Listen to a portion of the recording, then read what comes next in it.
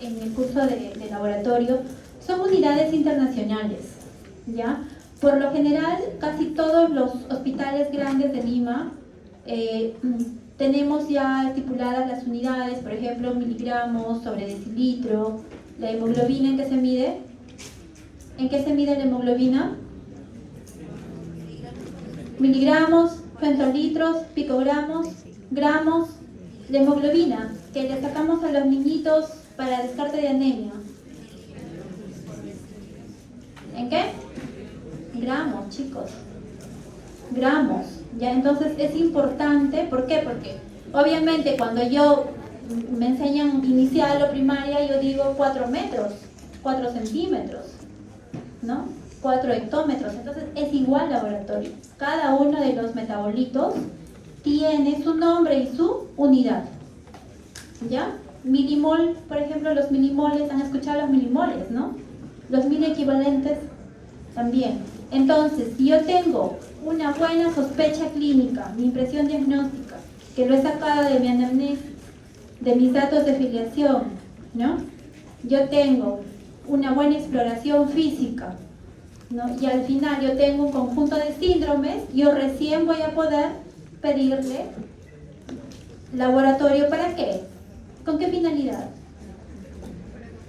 Para completar o para confirmar, ¿no?, lo que yo estoy sospechando. Ahora, si yo soy un médico que no lee, que no sabe signos, síntomas, voy a ir primero al laboratorio, a las imágenes, le voy a pedir tomografía, radiografía, mamografía, le voy a pedir todos los exámenes hematológicos, bioquímicos, ¿no? Y recién voy a llegar a la impresión diagnóstica, y eso no puede ser.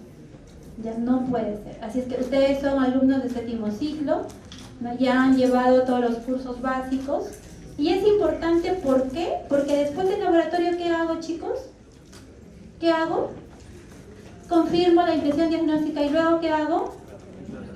Le doy tratamiento, ¿no? Y ahora hemos visto que da pena, de verdad, y lo digo de manera muy triste, da pena los hospitales. ¿Por qué? Porque ya no estamos formando médicos con la capacidad clínica. Ya, estas son herramientas diagnósticas, nada más. Acá el médico tiene que leer mucho y tener esa capacidad clínica de poder llegar a un diagnóstico y luego recién complementarse con esto. ¿Ya, chicos? Entonces, vamos a ver.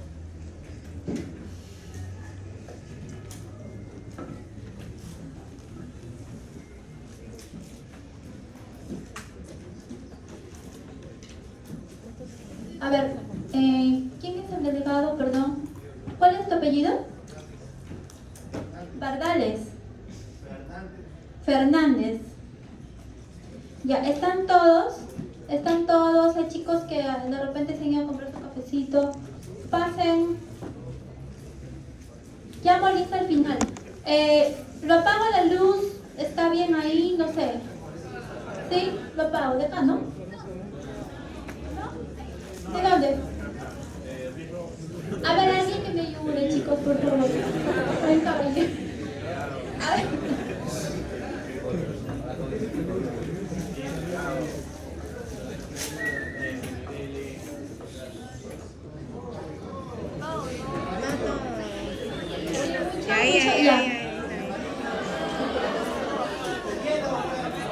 No se vayan a dormir, ¿ah? Porque les voy a preguntar por si acaso.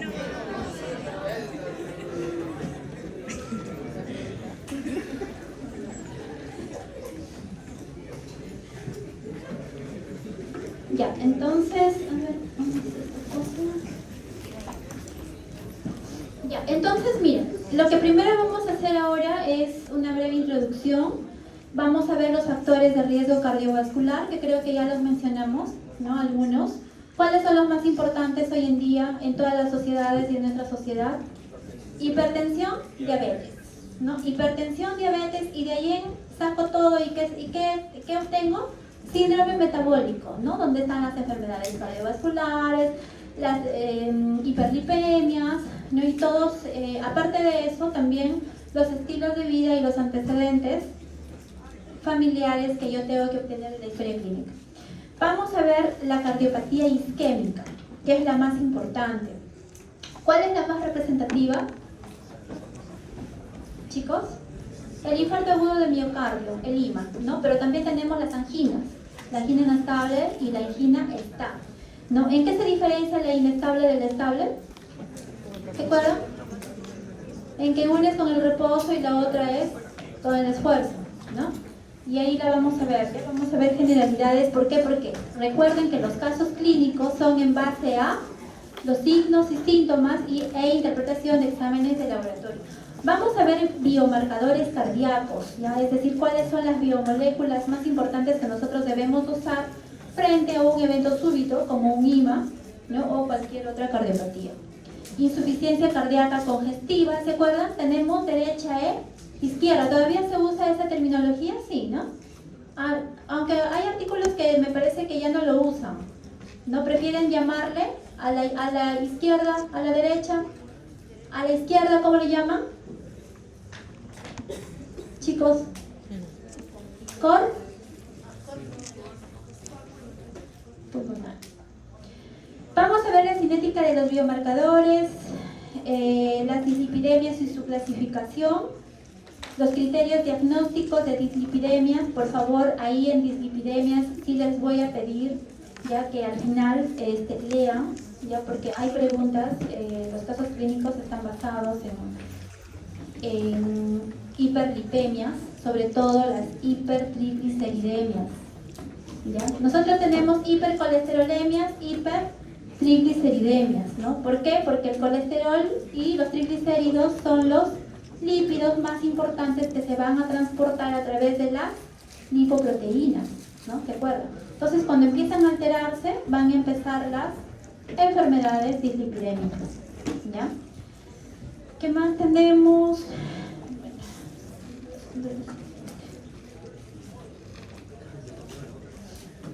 Ya, entonces, miren, ahí está resaltado, chicos, ya para que más o menos ustedes se enfoquen y lean eso, porque ustedes saben que el tiempo es cortísimo y no vamos a poder abarcar todo, ya, pero sin embargo yo les voy a dar más o menos los tips, las pautas, para que ustedes fijen bien, ya, después ahí de colores, ya, pero como para niños primarios, ya, y de esa manera ustedes fijen y después lean, porque en base a eso es el examen. Y no solamente por el examen, chicos, porque son cosas básicas que ustedes tienen que saber en el momento que exploran a su paciente. Están llevando clínica, me imagino, ¿no? En los hospitales. Entonces ahí, de pasito, sus exámenes de laboratorio. Ojo que los exámenes de laboratorio, nosotros como médicos, tenemos que saber leerlo tanto del reporte que nos dan impreso en cualquier laboratorio, ¿no? Como de la máquina, del equipo. Porque si yo tengo un paciente de emergencia, no voy a esperar a que me lo tipee, que venga el patólogo, lo firme, lo selle y te ponga en rojito lo que está alterado. No, si tienes un paciente de emergencia, ¿qué haces? Vas al laboratorio y sacas el equipo. Entonces es importante que nosotros también conozcamos al equipo en el que se procesó, porque acuérdense que ahora es todo automatizado, ¿no? Ahora ya, o semi-automatizado, ya muy pocas son las pruebas que se hacen de manera manual. Ya todo ha pasado a ser tecnología. Entonces, la enfermedad cardiovascular representa la primera causa de muerte en el planeta, ya lo sabemos. Pase.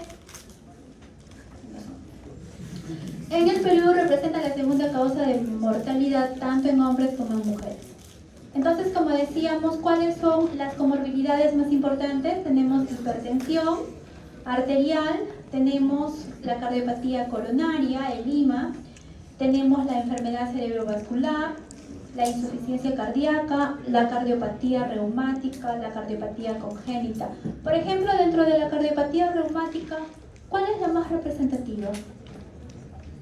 Punto para el que me responde. ¿Se acuerdan? Vasculitis. ¿Vasculitis de qué? ¿Wegener?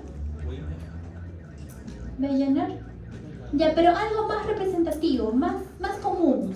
Porque cuando nosotros hacemos un diagnóstico, ¿en qué pensamos? ¿En el diagnóstico más alejado? No.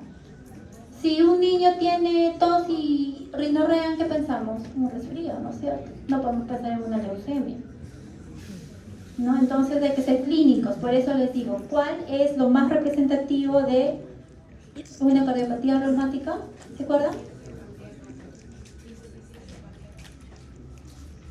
Cardiopatía reumática. Reumática. A ver, chicos, por allá. ¿Quién lo dijo? Fiebre reumática. ¿Tu apellido? ¿Tu apellido? Sánchez, ¿qué más? Giovanni. Guevara. Sánchez Guevara. Ok.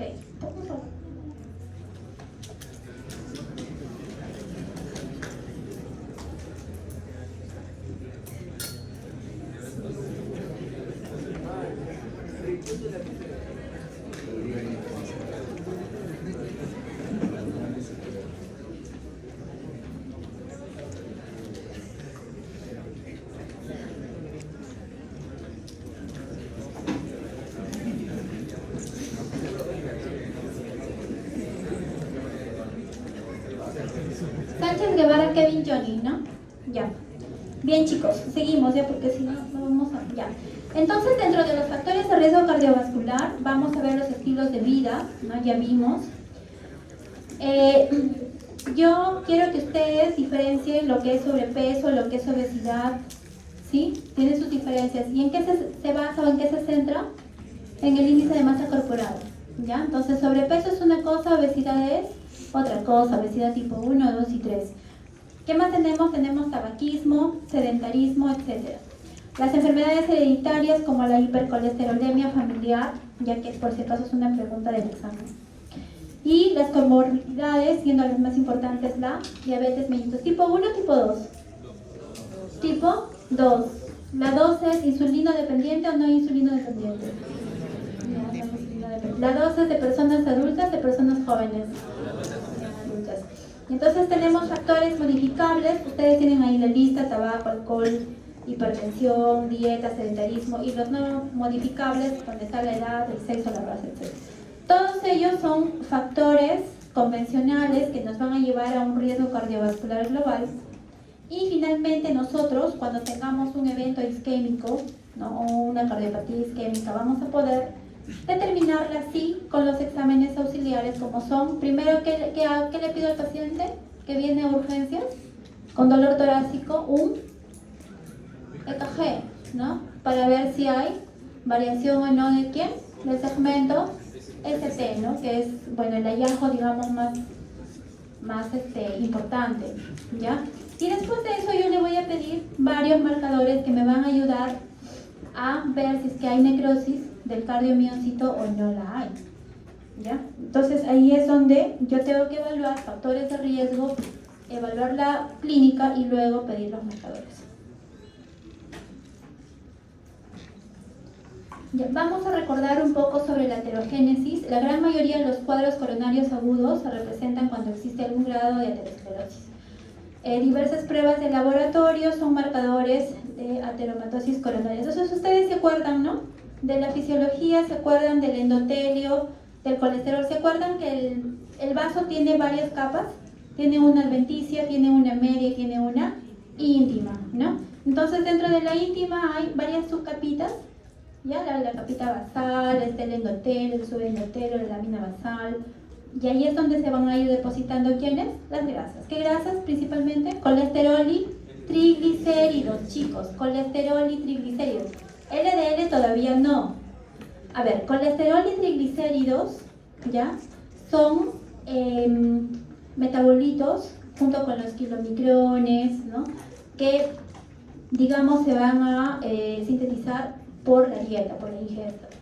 Mientras que las lipoproteínas van a ser las sustancias que lo van a transportar, ya sea de torrente sanguíneo hacia el hígado o viceversa, ¿no? Por eso es que hablamos de endógenos y exógenos. ¿Ya? Entonces, regresando acá a la aterogénesis, la aterosclerosis se caracteriza por la presencia de depósitos de lípidos en la capa íntima, ¿ya? Y va a haber una obstrucción que puede ser parcial o puede ser total de la luz arterial, llevando a la isquemia miocárdica. Bien, entonces miren, ahí ustedes ven las capitas. ¿Sí ven el puntero, no? Ya, entonces miren, ahí está la luz, ¿ya? Acá se encuentra el endotelio, la capa media, las células musculares lisas, la lámina elástica. Entonces, en un inicio, ¿qué cosa hay? en un inicio hay moléculas de colesterol que se adhieren al endotelio, ¿ya? Y luego, recién vemos que una de las moléculas que se adhiere es la LDL, ¿no? ¿Por qué se llama LDL? Ya, entonces, ¿quién se va a, digamos, a adherir a esa capa? LDL, colesterol y monocitos. Luego viene un proceso de formación con una placa de colesterol, ¿no? Donde se han acumulado esos monocitos y esos macrófagos. Y se acuerdan, no sé si ustedes recuerdan las células espumosas, ¿no? Aquellas que fagocitan y nuevamente, ¿no? se rompen, por decirlo así, y entonces empiezan a formar toda una, digamos, una aglomeración, ¿no? En la cual no solamente va a existir colesterol y triglicéridos o HDL, o LDL o VLDL, sino también macrófagos y plaquetas, ¿no? Entonces todo eso, ¿qué cosa va a hacer? Va a obstruir, ¿no? esta parte del endotelio, y de esa manera tenemos dos tipos de placas. ¿Se acuerdan? Una placa que contiene más triglicéridos y colesterol y es más vulnerable su capa, la capa que lo envuelve, y por lo tanto es más frágil, ¿no? Puede romperse y nos da la angina. ¿Inestable o estable? Inestable, ¿no? Mientras aquella, de repente, formación que tiene un poco más de grosor y que tiene menos cantidad de lípidos, ¿no? Nos va a dar la angina estable. ¿Por qué? Porque la angina estable, en el momento que uno hace el esfuerzo, es cuando obstruye, se ha comprobado el 70% de esta luz de este vaso, ¿no? Y por lo tanto el paciente va a sentir que disnea, ¿no? Y viene con disnea, con cansancio, con fatiga, ¿ya? Entonces, dentro de las cardiopatías isquémicas, las más importantes están ahí. Tenemos a la angina de pecho estable, a la angina inestable, al infarto agudo de miocardio y a la insuficiencia cardíaca. ¿Ya? Ahí lo he resaltado para que ustedes ya desglosen y vean cómo se presenta cada una de ellas, ¿ya? La angina de pecho es una de las manifestaciones de la cardiopatía coronaria, y hay que recordar de que la angina de pecho se presenta. ¿Angina qué cosa es? Es dolor, nada más, no es dolor torácico. Pero si yo tengo un paciente que llega por dolor torácico, ¿qué tengo que hacer? Tengo que discriminar el dolor. ¿Por qué? Porque el dolor torácico siempre es representación de un cuadro isquémico, o coronario no. Una osteocondritis, una gastritis, una pancreatitis, una neumonía nos puede dar dolor torácico. Entonces nosotros debemos primero ver más signos y síntomas del paciente, ¿no? Si el dolor es tipo opresivo, ¿no? Si el dolor va acompañado de repente de adormecimiento del hombro, del brazo, se va hacia el cuello, hacia la mandíbula, y es duradero y se va intensificando, entonces tengo que saber las características del dolor torácico, ¿no? Porque si no, no le puedo pedir marcadores. Tendría que indagar un poco más para la edad también del paciente, a ver si tiene comorbilidades, si tiene sobrepeso, obesidad, etc. Existen tres tipos de angina que ya las vimos. Ahí hay una, la de Prince Metal, bueno, que ya la van a leer ustedes. Es el dolor o malestar en el pecho, que ya lo vimos, ¿no? Tipo opresivo. ¿Por qué? Porque hay un insuficiente aporte de sangre, y hay que recordar que el típico IMA siempre se va hacia el lado derecho o izquierdo, ¿no? Se irradia incluso hacia la espalda, se irradia al hombro, al brazo, a la mandíbula. ¿Y qué más puede causar? ¿Qué causa en el paciente cuando ya obstruye de manera total? ¿En qué termina el paciente? En una muerte súbita, ¿no? Termina en muerte súbita. ¿Ya? Entonces, ahí están las características también de la angina estable y de la angina inestable, que ya lo vimos.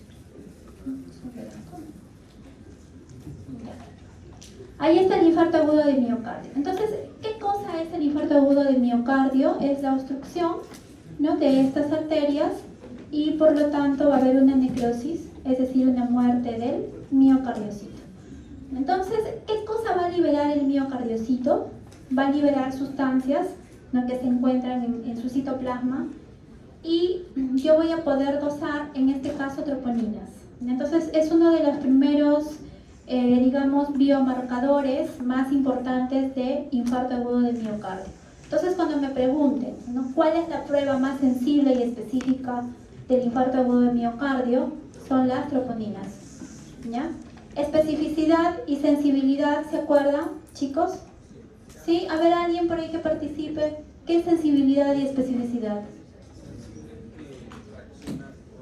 Es más fácilmente identificable, pero no es muy sensible. Y especificidad es que a lo mejor no reacciona, no es muy sensible, pero va a ir con... Ya, y cuando nos referimos a una prueba diagnóstica, ¿cómo medimos la sensibilidad y la especificidad?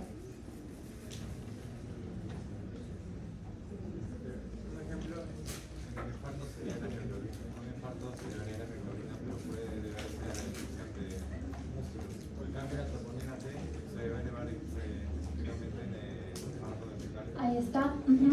Ya, es decir, que hay sustancias que son propias del corazón, del tejido coronario, ¿no? Y hay sustancias que pueden estar en el tejido coronario como pueden estar en otros tejidos, como por ejemplo TGP y TGO, que antes se utilizaban como marcadores cardíacos y después se dejó de lado. ¿Por qué?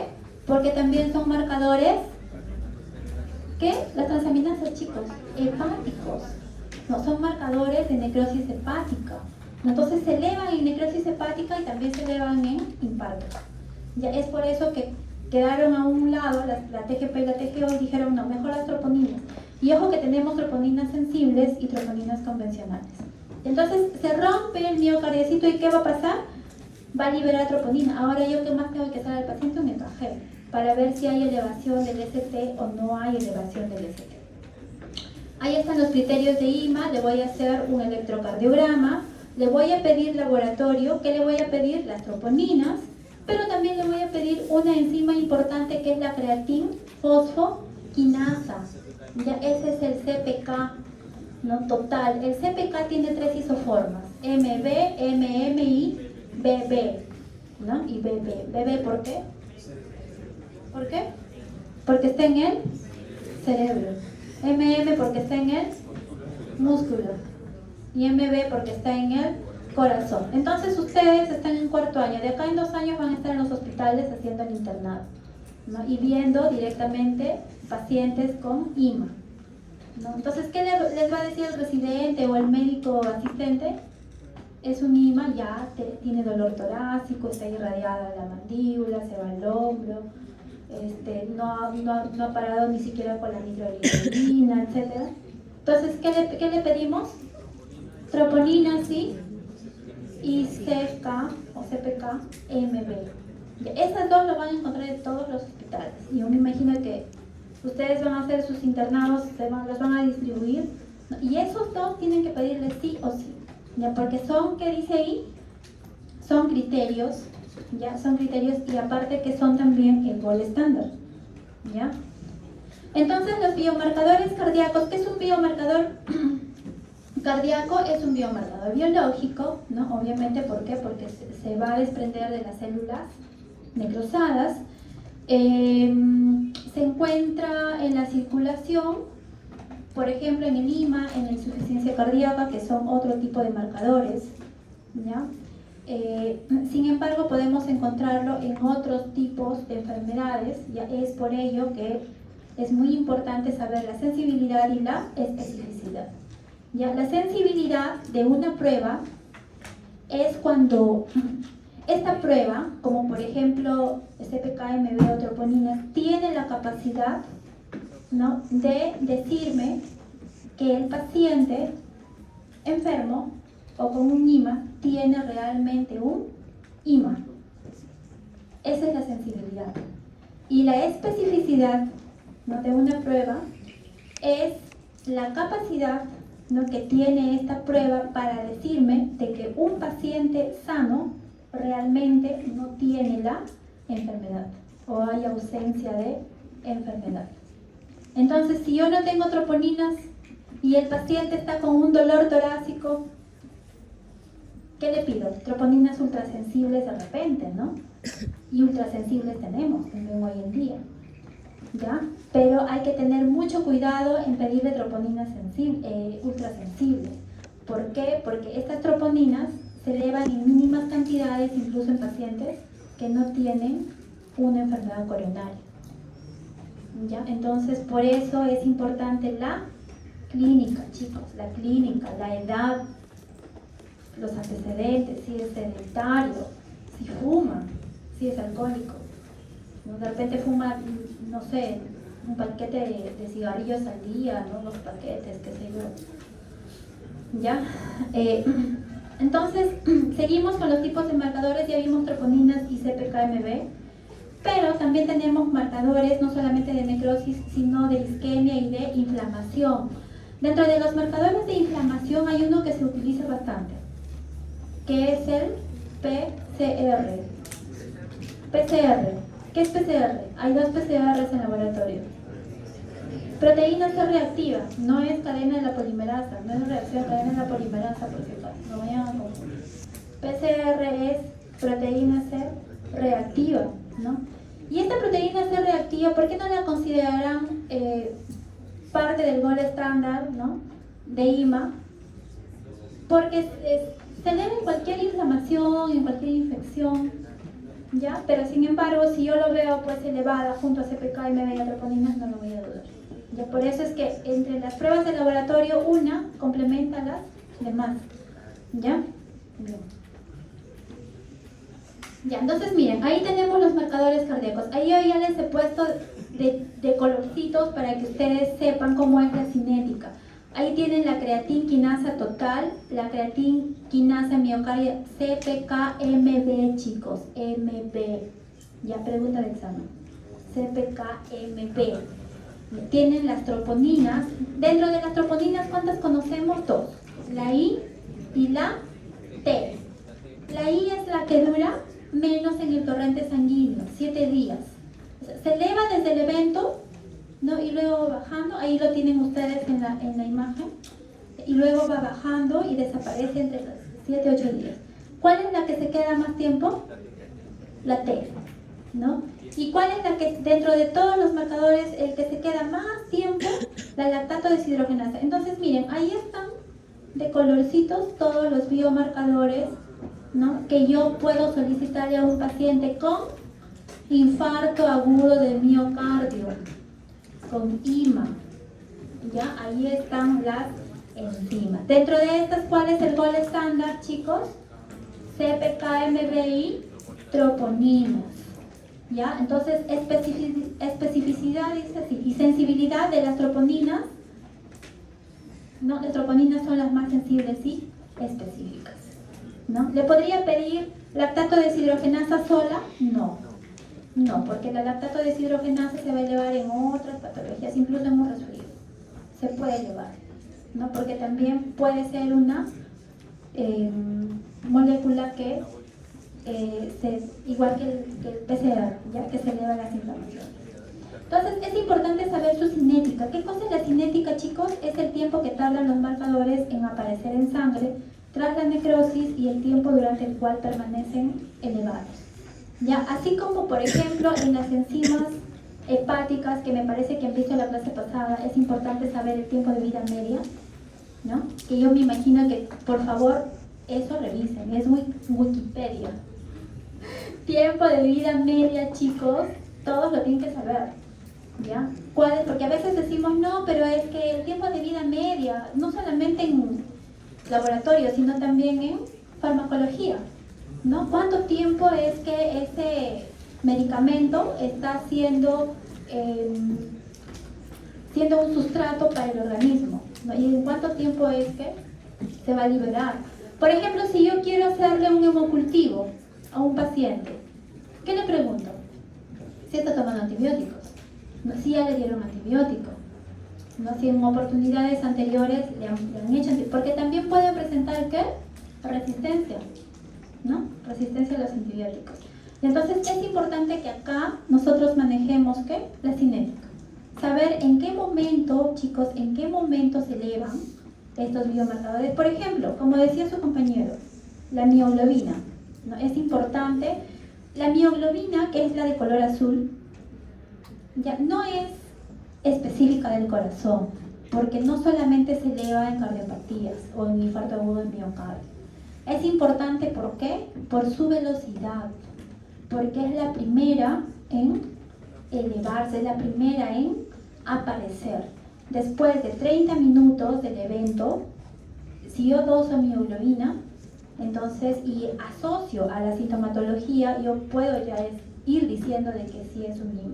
Mientras tanto, le voy pidiendo los demás marcadores, ¿ya? Ahí está, entonces seguimos con la cinética de los marcadores. Como les decía, ya les voy repitiendo varias veces, CPK, MB y troponina son el gol estándar hoy en día. CPK tiene 3 isoformas, ya lo vimos, ¿no? La MB es específica del miocardiocito y las troponinas tenemos un punto de corte en el percentil 99, es por ello que decíamos que son muy importantes o de repente las que tienen más especificidad y sensibilidad, ¿no? Como pruebas diagnósticas.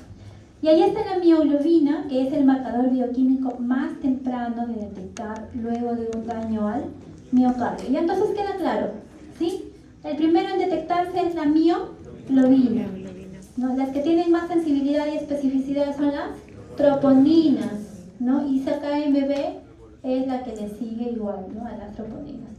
Ya, las troponinas son 2, la T y la I, ¿no? La I es la que se queda menos tiempo en el organismo y la T es la que se queda hasta 14 días juntos con la LDH, ¿ya? Ahí está la mioglobina, ahí está la cinética, y ahí está detallada la cinética, transporta oxígeno en el citoplasma del músculo estriado, músculo estriado, no dice cardíaco, es estriado, ¿ya? Ahí tienen ustedes su valor normal en nanogramos por mililitro, ¿ya? Pero esto puede variar, acá por lo general utilizamos nanogramos sobre mililitro. Y ahí está su elevación.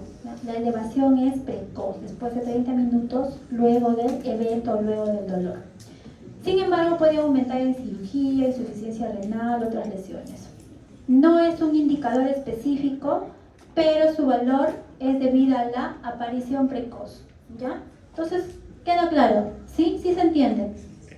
Ya, ahí está la creatinina, la creatinquinasa total, ahí están las 3 isoformas, la BB, la CKMB, que se encuentra entre el 25 al 46% en músculo cardíaco, ¿ya? Y la CKMM, que se encuentra en músculo esquelético.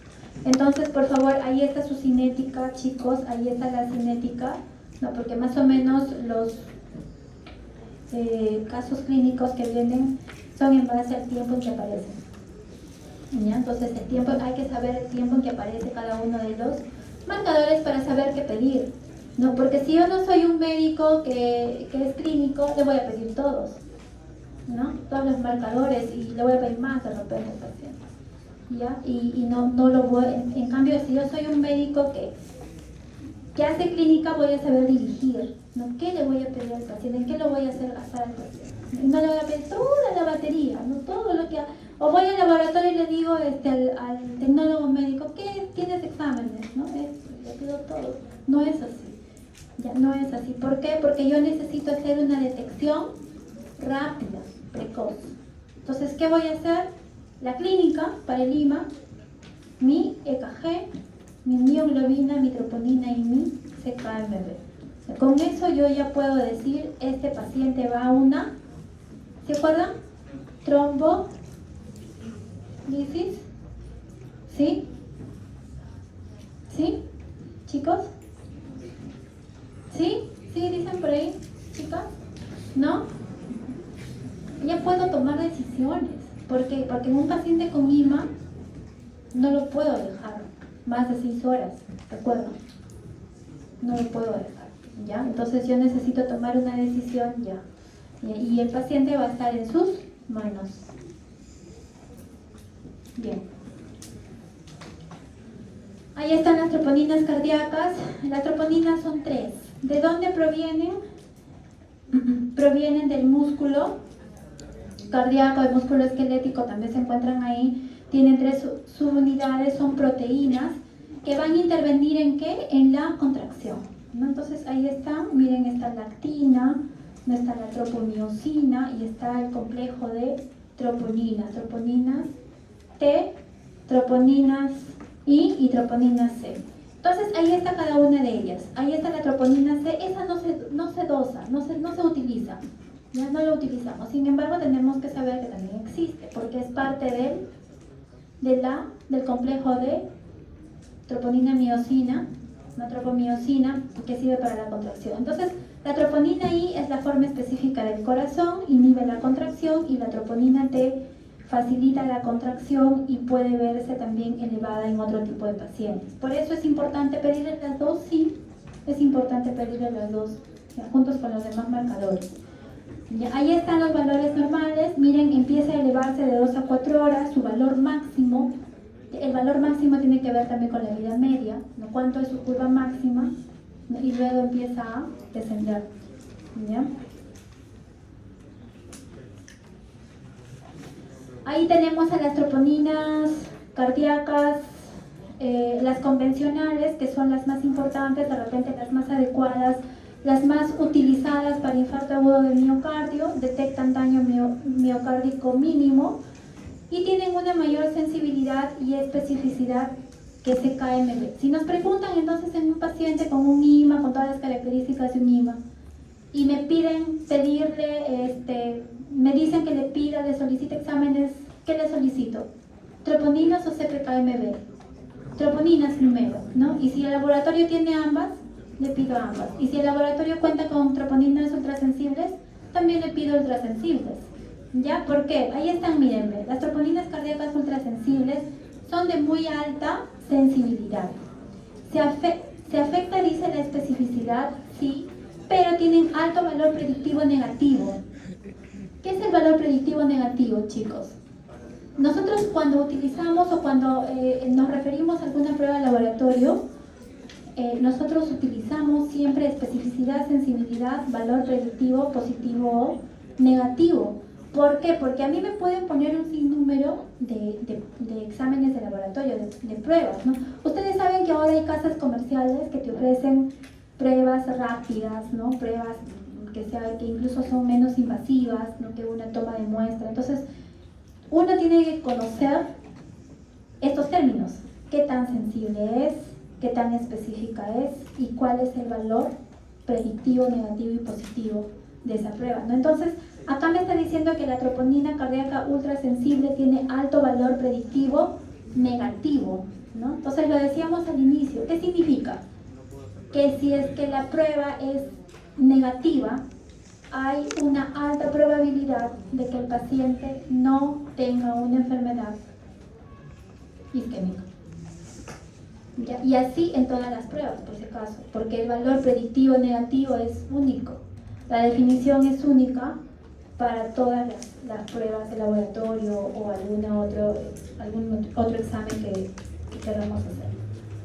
Bien, ahí está la lactato deshidrogenasa, enzima localizada exclusivamente en el citoplasma de las células de varios órganos, tiene varias isoformas, no es específico de tejido cardíaco, ahí ustedes tienen sus valores normales, no es específico, pero como les decía, sí ayuda, ¿no? Porque si yo tengo mioglobina, CPK elevadas, troponinas elevadas, ¿no? ¿Qué más? Y LDH elevada, y encima tengo TGP y TGO elevadas, ¿no? Si bien es cierto, como les decía, TGP y TGO no se usan, pero si también las tengo elevadas y tengo toda la clínica del paciente, entonces llego a un IMA, ¿no? Llego a un IMA. Ya, después del IMA, que es el más representativo de las isquémicas, vamos a ver la insuficiencia cardíaca congestiva.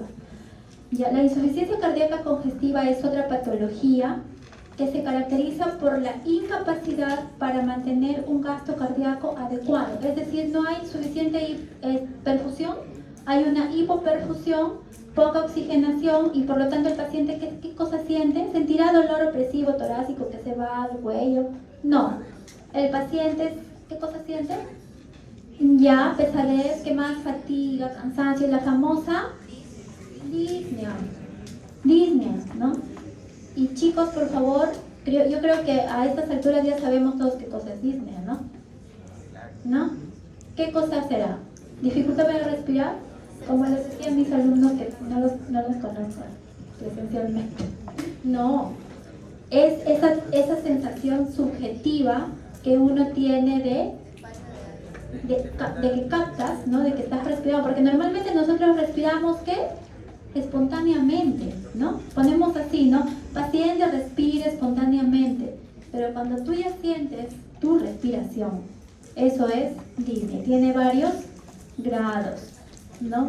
Y hay que recordar y hay que hacer también énfasis que cuando yo tengo una insuficiencia cardíaca congestiva, un pacientito, por lo general, ¿cuántos años tiene este paciente? De 50 para arriba, ¿no? No son ancianitos que ya tienen una disfunción ventricular. Entonces, ¿qué voy a tener en este paciente? ¿Qué me va a decir? Doctorcito, te va a decir que me faltan varias almohadas, tengo que dormir, ¿no? Un poco sentado. ¿Cómo se llama eso? Ortopnea, ¿no? Ortopnea. El paciente duerme. Entonces, todas esas cosas tenemos que preguntarle. Y quizás al paciente no, porque el paciente no te lo va a decir, pero sí a la persona que lo acompaña, ¿no? Que somos seguramente uno de nosotros cuando lo hemos llevado a nuestro papá, a nuestro abuelito. ¿Ya qué más tenemos que diferenciar? La ortopnea, la disnea, la ortopnea y la disnea paroxística nocturna, ¿no? Que me parece que es parte de los criterios de Framingham que todavía se usan y que son antiquísimos. ¿Ya? Entonces, la disnea paroxística nocturna será como la ortopnea, es parecida, ¿no? Sino que la disnea paroxística nocturna ya se considera más que un síntoma, un trastorno. ¿Por qué? Porque el paciente ya durmió, está 2-3 horas dormido y luego se levanta porque siente esa sensación, ¿no? De dificultad respiratoria y ya se tiene que levantar, necesita estar sentado, necesita estar parado. En cambio, la ortopnea es cuando el paciente no tolera el decúbito inmediatamente, sin la necesidad de dormirse, como en la disnea paroxística nocturna.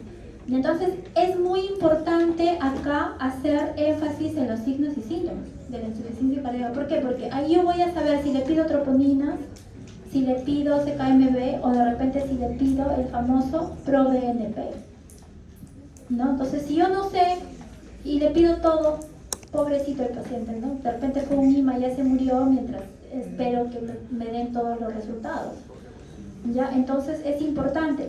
¿Qué más voy a encontrar en una insuficiencia cardíaca congestiva? ¿Qué voy a encontrar? Típico. Edemas. Estos 4 chicos de acá representan todo el salón. Puro 20. Edemas. ¿Dónde lo voy a encontrar los edemas? Miembros inferiores, ¿no? Y de ahí, obviamente, pulmón y... ¿Cómo se llama el edema generalizado? Anasarca, ¿no? Voy a encontrar anasarca. Un paciente que es ancianito, que de repente ya ha tenido un IMA anterior, una angina, que de repente tiene un bypass, ¿no? Y que presenta todos estos criterios de Framingham.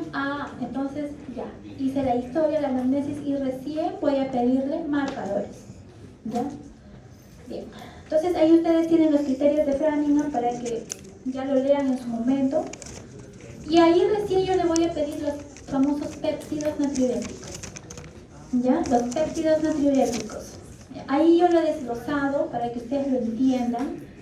¿Qué cosas son? Miren, los péptidos natriuréticos ya en realidad son como las, por decirlo así entre comillas, las hormonas del corazón. ¿Ya? O sea, son como que marcadores endocrinológicos, por decirlo, así lo definen, ¿no? Los últimos artículos, pero del corazón. Y entonces yo voy a saber cómo es que se está comportando, ¿qué cosa? El ventrículo izquierdo, sobre todo, ¿no? Que es el que tiene mayores carga, precarga. Ustedes saben mejor que yo esa parte que... Ya, pero voy a saber por qué. Porque gracias a los péptidos natriuréticos es que se mantiene la homeostasis, ¿no? Del corazón. El corazón tiene que ver mucho con ¿qué?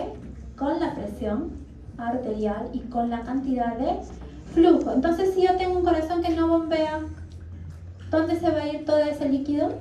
Se va a salir por los tejidos, ¿no? Claro que tiene toda un metabolismo. ¿Se acuerdan de las fuerzas de Starling? ¿Se acuerdan? ¿No? La osmótica, la colorosmótica, hidrostática. ¿No? Entonces empieza a salir el agua, ¿no? Y empieza a haber edemas. Por eso, nuevamente les repito, importantísima la clínica, porque si no, le voy a pedir por gusto. Y un PRO-BNP es muy caro. ¿Ya? Y más aún si el paciente, si no hay en los hospitales porque es caro, lo voy a mandar al laboratorio ROE y me van a cobrar 1.000 soles o 2.000 por un PRO-BNP. Entonces, primero que hago mi anamnesis, mi clínica, y después recién veo qué cosa le pido al paciente. Tenemos 3 tipos de péptidos. ¿Dónde están? Ya. Tenemos el péptido auricular, que es el tipo A. Tenemos el péptido cerebral, que es el tipo B. Y tenemos el péptido natriurético tipo C. De estos 3, yo lo he resaltado, el más importante es el B. ¿Ya? ¿Por qué el más importante es el B? Porque el B, justamente, el péptido natriurético tipo B o péptido natriurético cerebral, se va a presentar cuando hay un aumento en la presión de llenado y un estiramiento. ¿No? Es decir, el ventrículo izquierdo, como es insuficiente, ¿qué ha pasado? Es como un elástico vencido, por decirlo así, ¿no? Ya se lesionó. Entonces, como hay un estiramiento, va a empezar esta especie de hormona llamada péptido, porque es un conjunto de aminoácidos, va a empezar a circular. Entonces yo voy a decir, tengo un ventrículo dañado, ¿no? Y si a eso le sumo la clínica, ¿no? Voy a poder determinar a este aminoácido. Pero, ojo acá, que este péptido natriurético cerebral o tipo B se divide en 2 moléculas, ¿ya? Una porción N-terminal inactiva, así se llama, por eso se le llama NT-proBNP, y un BNP activo. O sea, yo puedo pedirle los dos. Se llama inactivo y activo porque, bueno, ya tiene que ver con el metabolismo y toda esta serie de reacciones, que ahorita no les voy a decir, ya ustedes lo van a leer. El hecho es que estos dos, la porción N-terminal y el BNP activo, se puede dosar. ¿Qué significa dosar? Se puede medir, ya cuantificar en el paciente. Entonces le voy a pedir, si yo ya sé que hay un estiramiento del miocardiocito, le voy a pedir, ¿ya? Entonces ahí está, miren, el paciente con disnea, le voy a hacer el examen físico, la radiografía, le voy a pedir otros exámenes y le voy a pedir el BNP, ¿ya? Y el NT-proBNP.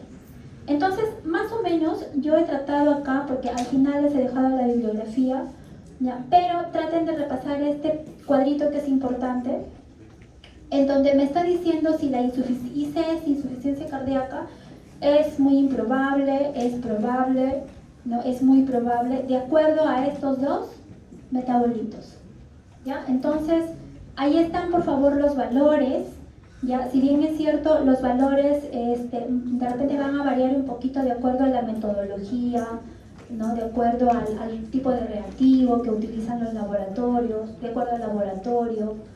Las variaciones no son, digamos, muy importantes, pero sí es necesario de que ustedes más o menos se guíen de esos valores. Ya, ahí está ese cuadro, por favor, ese cuadro. ¿Entendieron entonces, no? Del PRO-BNP. Ya que sí que en otros ciclos me decían, pero ¿qué es eso? ¿No es PRO-BNP? ¿Cuándo lo pedimos? Entonces lo pedimos cuando el miocardiocito se estira. Estirado. Ya, entonces, ahí hay algunos hallazgos que también se encuentran en la insuficiencia cardíaca, porque hay que recordar de que la insuficiencia cardíaca es una enfermedad sistémica, ¿no? El pacientito con insuficiencia cardíaca también va a tener insuficiencia renal. Como está edematizado, va a tener una sarca, por ahí si es diabético, va a presentar microalbuminuria o macroalbuminuria, proteinuria, ¿no? Bajas albúminas, bajas globulinas en sangre, todo se le va a salir por el glomérulo. Entonces es un paciente que va a cursar con una creatinina alta. ¿ya? Va a tener anemia, hiponatremia, hipernatremia, hipopotasemia, etc. Ya, pero ahí más o menos les he señalado lo más importante, ¿ya? Y lo que pueden relacionar en los casos clínicos o en las historias clínicas cotidianas, ¿no? Que vemos en los hospitales.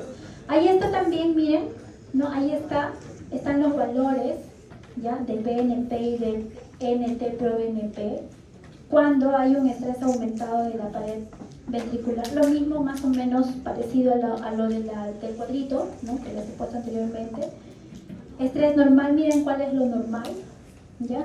Cuando es normal, estos dos marcadores son normales, pero el paciente persiste con la sintomatología, ¿qué le hago? Le pido, ¿no? Un control, ¿no? Como a todo paciente. No le tengo que pedir un control, pero eso ya va a depender mucho de la decisión médica, ¿ya?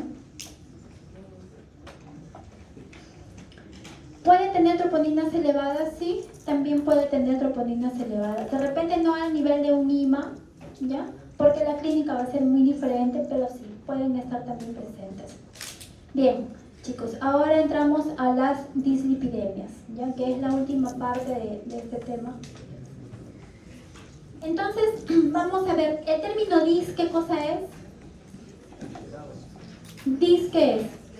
Desorden, alteración, ¿ya? Disfunción, ¿no? Entonces, dislipidemia, desorden del metabolismo de los lípidos, ¿ya? Como les decía al inicio, hay dos lípidos importantes, los triglicéridos y el colesterol. Entonces nosotros podemos tener hipercolesterolemias como podemos tener hipertrigliceridemias. Ya, las hipercolesterolemias, ¿el colesterol hasta cuánto puede ser? ¿El colesterol total? ¿Ya? ¿Y los triglicéridos? Hasta 150. ¿No? Y luego tenemos las lipoproteínas, que son las sustancias que los van a transportar. Entonces vamos a tener hipertrigliceridemias, yo lo he puesto con rojo porque son las más importantes, porque incluso algunas de ellas son genéticas, son hereditarias. Yo les cuento el caso de un paciente en el Hospital del Niño, cuando yo trabajaba en el Hospital del Niño de Breña. Era un neonato, ¿no? Que no tenía absolutamente, digamos, bueno, los neonatos es un poco difícil también establecer una clínica, ¿no? Pero no tenía colesterol, casi nada, pero tenía triglicéridos elevadísimos.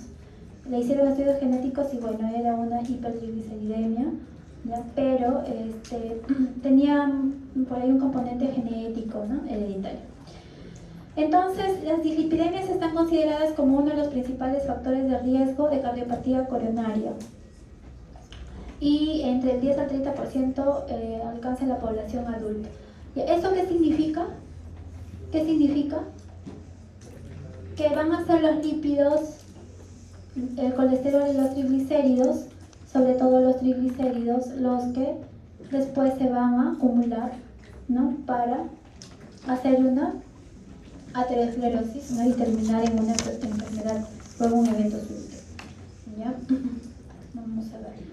Entonces, después de dislipidemias, es importante que nosotros tengamos en cuenta qué cosas son las lipoproteínas y las apolipoproteínas, ¿ya? ¿Por qué? ¿Por qué serán importantes las lipoproteínas? Porque si es que es un paciente obeso con un antecedente de infarto agudo de miocardio, como son los casos clínicos que les van a venir en el examen, ¿no? Y yo le doso triglicéridos y colesterol, ¿no? Y yo sé que hay aparte de ello una dislipidemia, ¿qué le voy a pedir?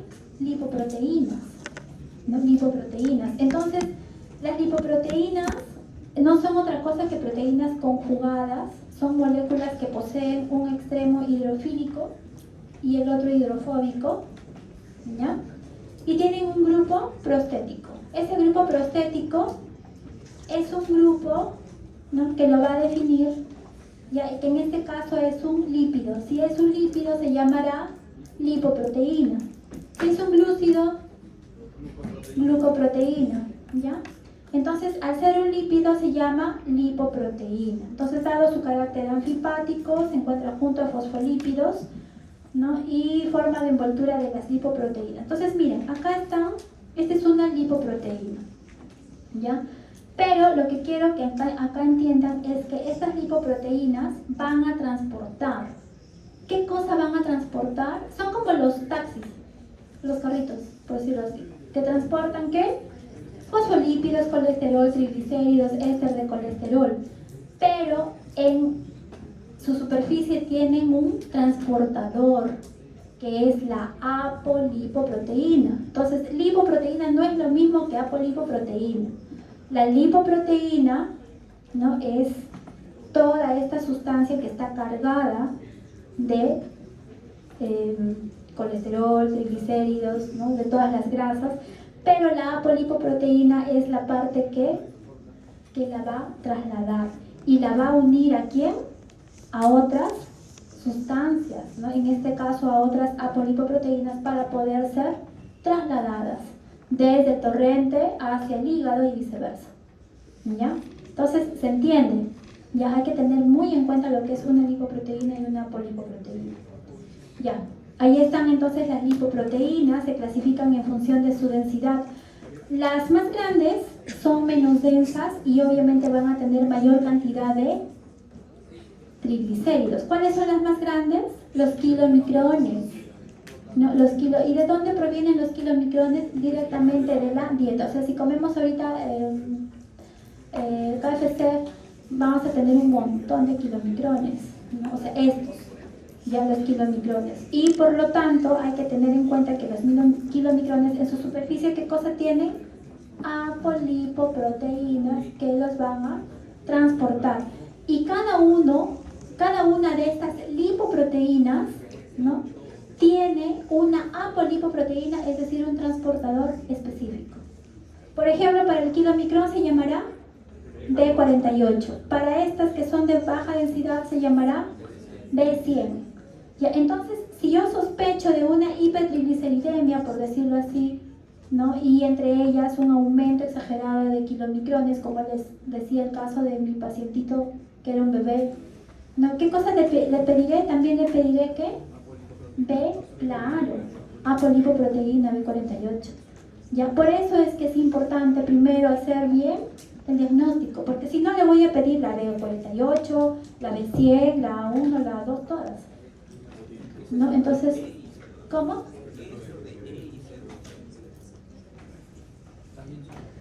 Claro, todas estas, las que están acá en la superficie, son apolipoproteínas. Ahí está. Entonces, cada una de las lipoproteínas tienen su transportador, ¿ya? Ahí están, las apolipoproteínas. Ahí ya les he puesto bien detallado, chicos. Más detallado no se puede. Ahí están las apolipoproteínas que forman parte de la superficie de las lipoproteínas, tienen la capacidad de solubilizar los lípidos en la sangre. Lo he puesto de rojo, ¿lo ven? Sí, ya, ok. Ya, más bonito no he podido hacer. Entonces ahí está la apolipoproteína, ahí está la lipoproteína con su apo, ¿ya? Con su apo, y ahí están sus funciones, ¿ya? Ahí repasan, por favor, este cuadro. Y hay que tener en cuenta de que los triglicéridos, TG triglicéridos, chicos, por si acaso, ¿ya? Me dijeron que no coloque siglas, abreviaturas, pero cualquier cosa, por favor, me escriban. No lo entiendo.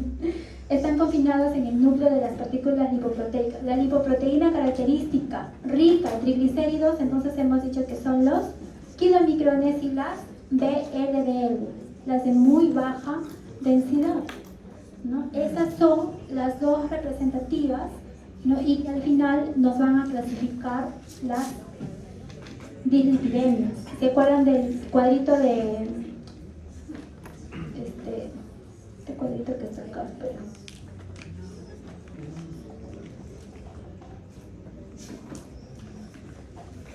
Fredrickson, el cuadrito de Fredrickson, ya, pero antes de entrar ahí, estamos acá. Ya, entonces acá es otro cuadro, chicos. Acá, en este cuadro, lo que quiero que repasen es la composición de las lipoproteínas, ¿no? Ahí está, ¿sí? Ahí está, miren, ahí está en colorcitos, ¿no? Cómo es que está compuesta esta lipoproteína, y ahí lo he subrayado porque cada lipoproteína tiene su apolipoproteína. Ya, entonces, si yo sospecho de una de repente, una cantidad, digamos, exagerada de VLDL, ¿qué le voy a pedir? B100. ¿No? De kilomicrones, ¿qué le voy a pedir? B48. ¿Ya? De LDL, HDL, ¿las HDL qué son? ¿Qué son las HDL? También son lipoproteínas, ¿no? De alta densidad. ¿No? Y ese es el colesterol bueno. ¿Y por qué se llamarán así? Porque retiran de la circulación hacia el hígado para ser metabolizado. En un artículo no dicen que no se le puede llamar ahora bueno o malo. No, por supuesto que no, eso solamente lo estamos, no es bueno ni malo, ¿ah? No, así no se le llama, lo estamos haciendo con fines de que ustedes lo entiendan, ¿ya? Con fines académicos, porque en realidad son HDL y tienen su composición, y son lipoproteínas que también tienen sus apolipoproteínas, que son estas, ¿no es cierto? La A, la C y la E, ¿ya? Pero con fines, digamos, más prácticos, ¿no? O en un lenguaje más coloquial, sí podríamos decirlo, para que alguien nos entienda, ¿no? Alguien en nuestra casa nos entienda, ¿no? La abuelita, la mamá, ¿no? Entonces, mamita, mira, este es colesterol bueno, como por ejemplo el de las pecanas, ¿no? Y este es el colesterol malo, por ejemplo el de todas las grasas, ¿no? Ya, entonces, bien, acá pasamos a la clasificación de las dislipidemias. Acá sí van a hacer énfasis, chicos, acá les pido que lean sobre todo hipertrigliceridemia familiar, la mixta, ¿ya? La mixta, y ese según el perfil lipídico. ¿Cuáles son las pruebas del perfil lipídico? Ya, triglicéridos, colesterol, HDL, LDL, ajá, y VLDL. Ya, son 5. Entonces, ese es el perfil lipídico. Ya no lo he puesto acá el perfil lipídico. Creo que al final sí les he puesto una diapositiva del perfil lipídico, pero las dislipidemias se van a clasificar así, en dos partes. En la primera parte, que es según el perfil lipídico, cómo es que está alterado, ¿no? Por ejemplo, acá hay una alteración de las LDL, del colesterol.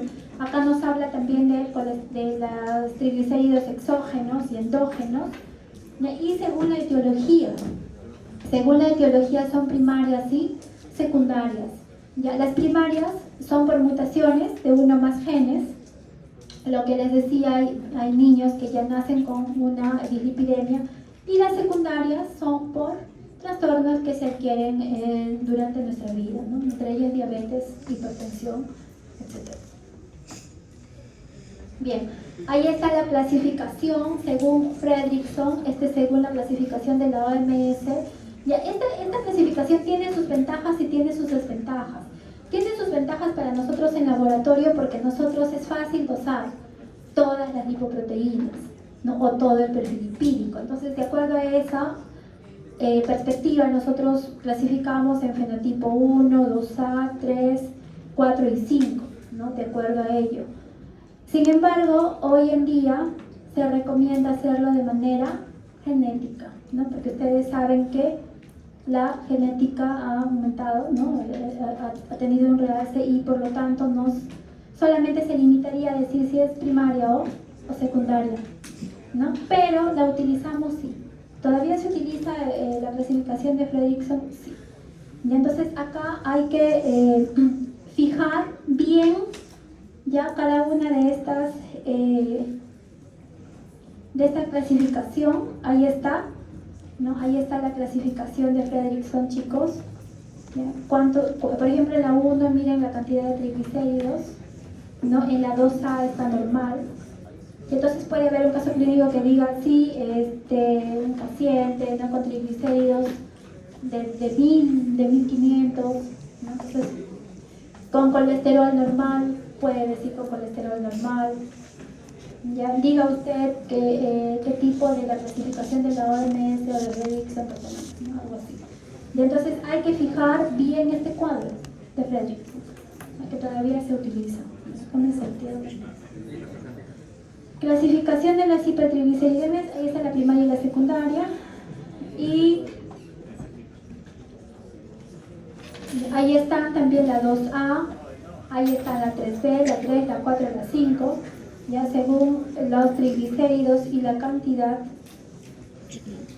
Y esta diapositiva es sobre los criterios diagnósticos para dislipidemia. Entonces, ¿qué le voy a pedir? Inicialmente un perfil lipídico, ¿no? Y voy a ver si es que esos valores están normales o si esos valores son patológicos, ¿no? Si esos valores son patológicos, yo seguiré ahondando, pidiéndole, ¿no?, otros exámenes, como por ejemplo acá lipoproteínas, y también tengo que ver si es que este paciente tiene factores de riesgo, ¿no? Si tiene factores de riesgo, yo voy a recurrir a la medicación, ¿no? Y habrá pacientes que tengan un perfil lipídico alterado en el cual todavía sea posible de repente mejorar el estilo de vida, sí, ¿no? Igual que la diabetes, ¿se acuerdan? Cuando está en prediabetes todavía es posible mejorar, ¿no?, o corregir con los estilos, ¿no?, la dieta, el ejercicio, etc.